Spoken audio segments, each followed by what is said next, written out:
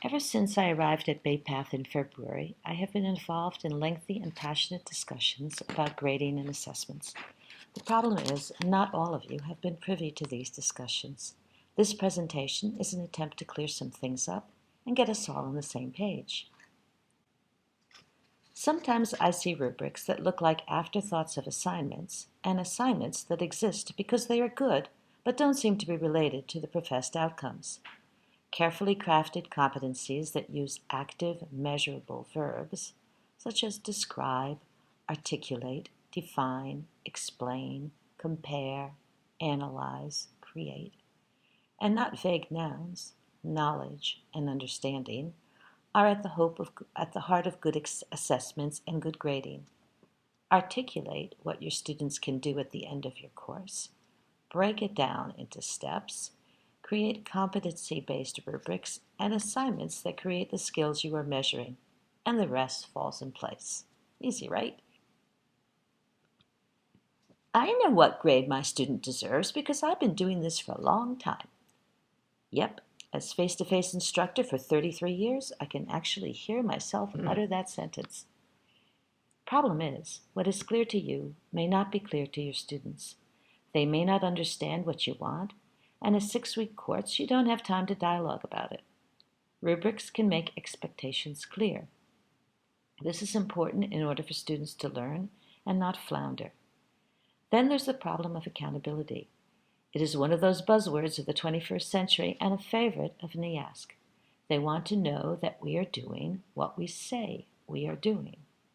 If we don't, well, we all lose our jobs, bottom line. Then there is fairness. A student has the right to expect to be graded in a similar manner throughout all her courses.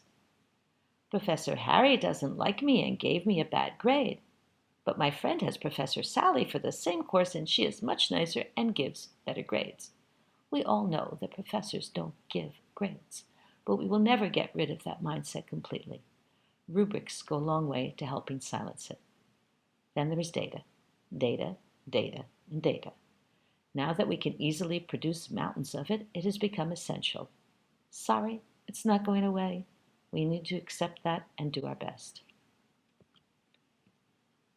Grading is confusing. We have GPAs on a 4-point scale, letter grades based on percentage points, assignments worth anywhere from 1 to 500 points, and categories of assignments that are weighted as a percentage of the final grade. That is difficult for all of us to balance, but it is particularly difficult for students. For faculty, the issues are the pains of change and how to preserve individuality and consistency throughout the program at the same time. Let's just say we are aware of the struggle, but that doesn't mean we are running from it. Will our first efforts be perfect? Absolutely not. But we are committed to this and determined to find a workable system. Increasingly apparent that students learn in different ways and have different strengths. Weighting certain types of assessments helps balance them and also to understand the importance. Assessments helps balance them and also to understand the importance we are giving them.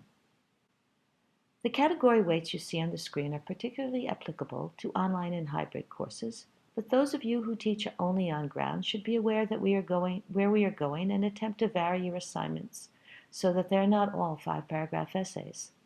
Some might think that 30% discussion is very high, but these online discussions are meant to require reading, research, organization, persuading, encouraging, questioning, writing, and a whole host of other skills.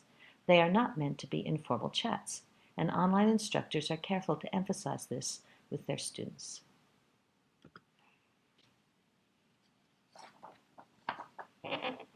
If a student has an assignment worth 1 point, how does she convince herself that it is worth doing? And furthermore, how is she graded on this? Does she just get a point for completion? What is the learning? And if the assignment is worth 3 points, what is the range of grades? If I get 2.3, what does that do to my final grade?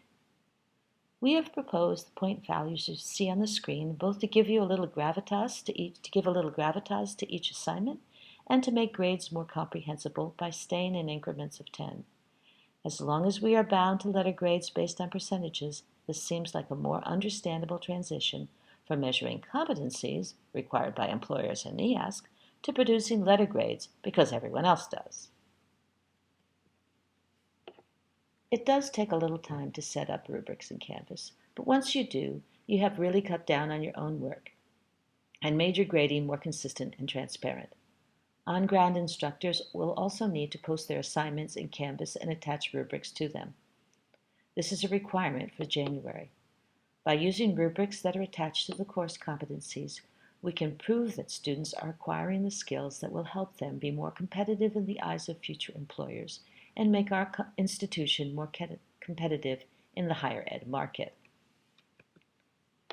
And so, the instructional videos by the amazing Peter Testori await you. I know that you will find them incredibly useful.